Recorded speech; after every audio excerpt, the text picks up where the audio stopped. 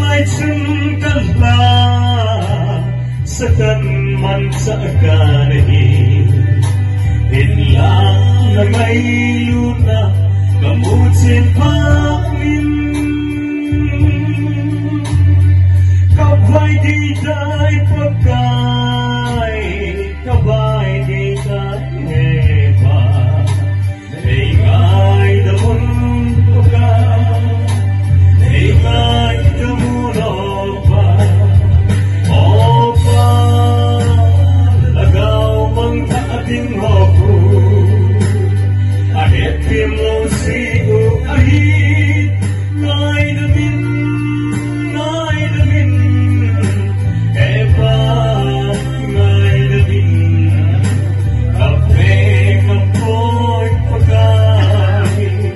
at siyong nawang piyasin ahit na dingon agaw tingin sorry